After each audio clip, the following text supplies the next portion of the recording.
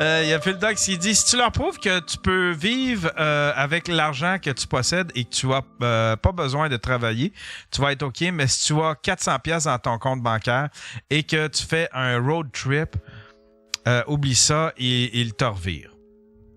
Ils vont aller checker dans ton compte de banque, quoi. C'est weird, ça. Je sais pas. Hmm. Ben écoute, moi de toute façon, je me suis ramassé bien de l'argent avant de partir pour être certain de pouvoir faire le trip sans problème. Fait que. Voyons, on en a des snowbirds, ils doivent, tu sais, Chris, les petits vieux qui partent, là, vivent l'hiver en Floride. Ouais, mais tu sais, c'est des petits vieux souvent avec le, tu sais, qui ont une roulotte déjà de louer un condo. Mais là, tu sais, s'ils le voient passer avec tout son stock en arrière, là, ils vont faire, ah ouais, c'est un hobo. C'est un hobo du Canada qui s'en vient ou, fait qu'effectivement, je me dis, les gens qui voyagent pack-sac pis tout, c'est la même affaire pis sont capables de passer, là. Ouais, t'as raison. Moi, je pense que, rendu là, tu nous donneras des nouvelles. En fait, moi, j'avais déjà essayé de passer les douanes sur le pouce. Douane américaine. Quand j'étais kid, genre 19 ans, c'était jeune, je m'étais ramassé en Colombie-Britannique, dans la vallée de l'Okanagan, par du cherry picking. Puis j'étais parti là avec ma blonde, puis on s'est laissé en cours de route. En faire du vrai cherry picking. Ouais. Je pensais à l'expression, j'étais là. Ah, oui, c'est une expression? Ben oui, c'est cherry picking, c'est genre être fossé, admettons, c'est comme tu choisis, tu sais, admettons, tu choisis les plus bas, tu sais, admettons les nachos avec ben du fromage, cherry pick, tu sais. OK, non, moi c'est vraiment mais c'est aussi c'est un métier. Ben oui, c'est payant en crise ça. Ouais, si t'es pas un kid de 19 ans complètement batté sur à peu près toutes les drogues disponibles à ce moment-là, oui, tu peux faire de l'argent avec ça. Exactement. Puis là, j'ai fait comme fuck that, moi je m'en vais refaire ma vie au Mexique. Là. J'ai fait comme je pars là-dessus. Le Mexique? Le Mexique! Moi, pourquoi tout le monde va là? Y a-tu de quoi? C'est quoi? C'est parce que la vie coûte moins cher au Mexique? Ben là, présentement, j'imagine c'est ça, là. Tu sais, tout ce qui est, tu sais, avoir des terres pis tout, là, ça doit être super lourd le marché, là. Ouais. Dans le temps, c'était pourquoi la tequila? La cocaïne? Ben, moi, c'était pas la cocaïne, mais ben des affaires. Puis, je suis parti sur le pouce. Je me suis ramassé jusqu'aux douanes sur le pouce. Et là, les douaniers étaient comme, qu'est-ce que tu crées ici, d'où? Là, ils comprenaient pas. Puis là, je les explique, j'étais comme, moi, je m'en vais au Mexique. Puis OK, c'est cool. Puis, check mes affaires. Tu sais, moi, je m'étais assuré que toutes les drogues et toutes les affaires aient toutes été consommées. Puis, il n'y avait rien. Puis là, on jase. Puis à un moment donné, il va dans mon porte-monnaie. Il était super chill. Puis il allait étamper mon passeport. Puis à la dernière seconde, il a vu que dans mon porte-monnaie, j'avais du papier à rouler. Puis là, tout de suite, il a switché. Puis il a fait comme, what's that? Puis là, je suis comme, puis là, j'ai comme hésité, puis j'ai pas pensé à faire c'est parce que je roule mes propres cigarettes. Fait que là, il a pris mes affaires, il a pris mon porte-monnaie, ils ont tout checké, tout. Ils ont tout vidé mes affaires. Ben, mes affaires, mon pack-sac, là, finalement. Oh, ouais.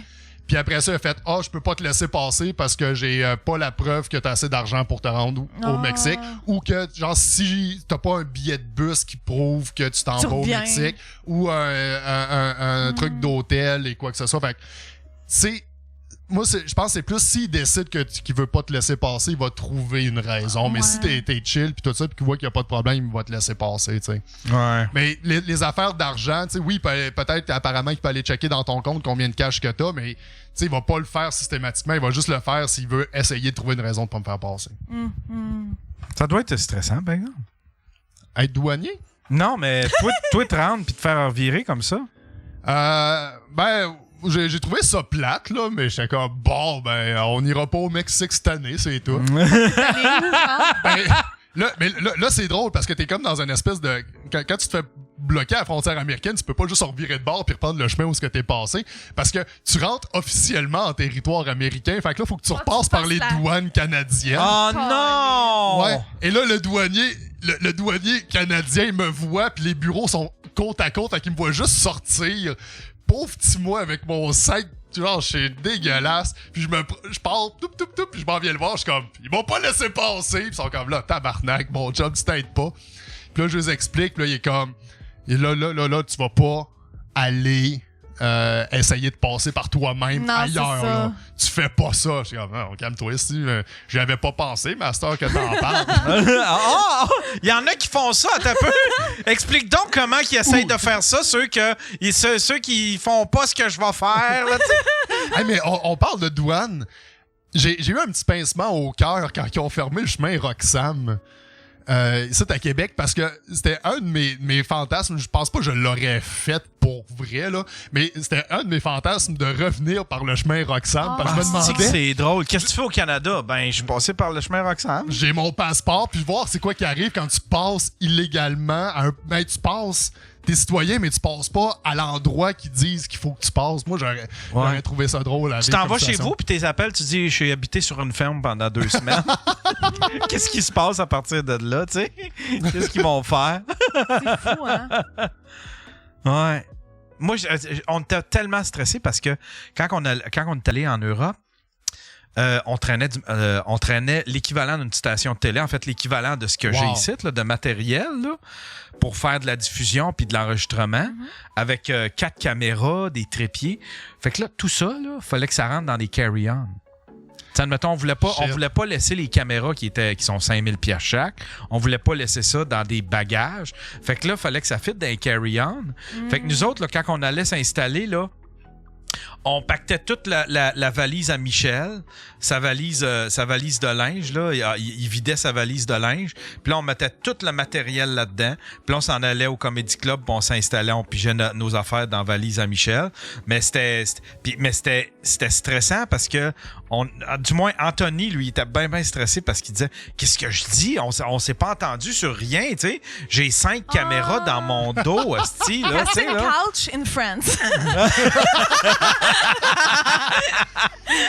Mais là, c'était bien stressant. Puis en plus, ceux qui nous avaient organisé, ceux qui avaient acheté, c'est la maison de production qui s'était organisée avec tous les achats de billets puis tout ça.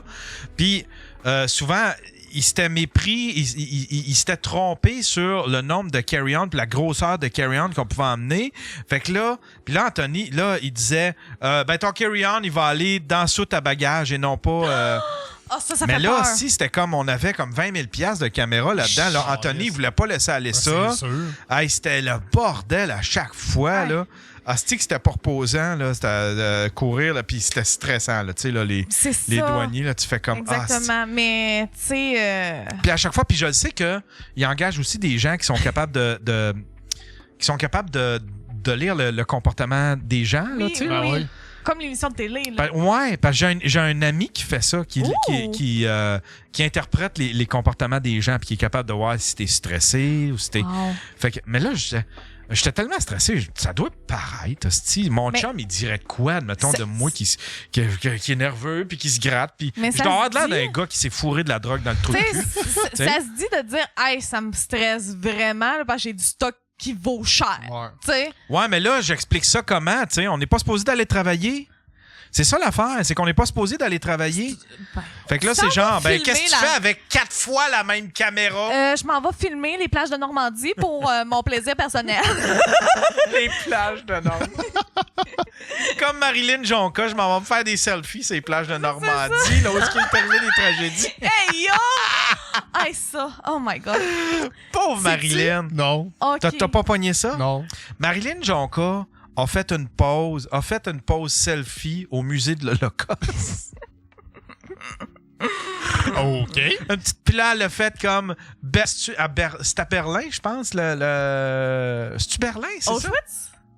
Non, c'était pas à Auschwitz. C'était pas à Auschwitz, à Berlin? Me semble que c'était Berlin. Puis là, elle a écrit Berlin, tu es magnifique. Malgré tout ce que tu as vécu, tu restes forte. Puis en Pologne, c'est ça. En Pologne. En Pologne. Merci. Excuse-moi, Berlin. Je mêle deux affaires. Mais c'est ça, tu sais. Pologne, tu es belle, puis reste forte. C'est fini, là, Marilyn, là. C'est amusé, mais c'est quand même du monde qui ont souffert le martyr. Là, c'est un génocide qu'il y a eu là. Me semble, je pensais qu'il avait interdit l'entrée au public dans certaines places. Ben, le musée, il est fait pour ça. Il est fait pour aller visiter. C'est pas le cimetière, c'est un musée. Mais tu sais, c'est quand même un musée où est-ce qu'il y a tous les noms des victimes. Il y a toute la, tu sais, là. Je pense qu'il y en a aussi des de mémoire, je pense. Puis, tu sais, me semble, C'est à Berlin, c'est ça. C'est traumatisant. OK, les gens, ils m'ont... je me trompais pas, c'est à Berlin. D'habitude, dans ces musées-là, là, ils t'assignent un juif. Puis là, tu suis son histoire pis tout. Ah, wow. Un juif qui est mort ou il est vivant?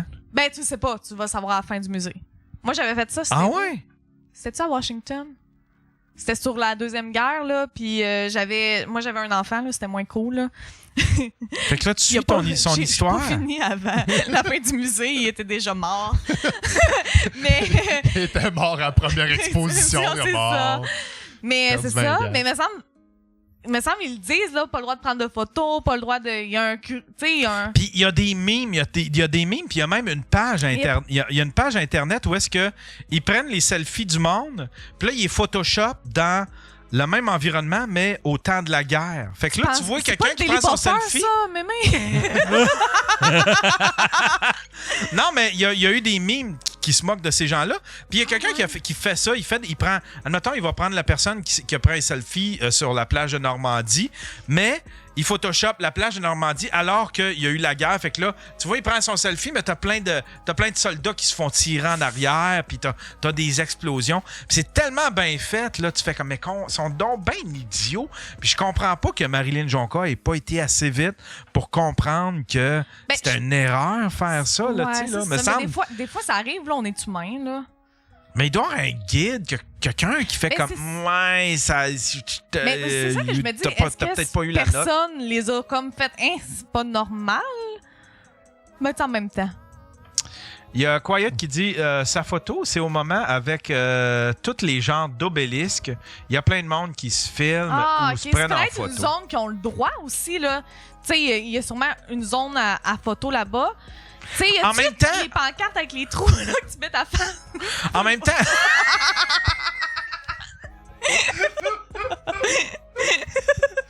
Excusez. Puis c'est une fournaise. C'est la fenêtre dans la porte, genre. T'es dessiné avec un pyjama rayé puis ton bandeau sur le bras avec les doigts. C'est tellement pas drôle.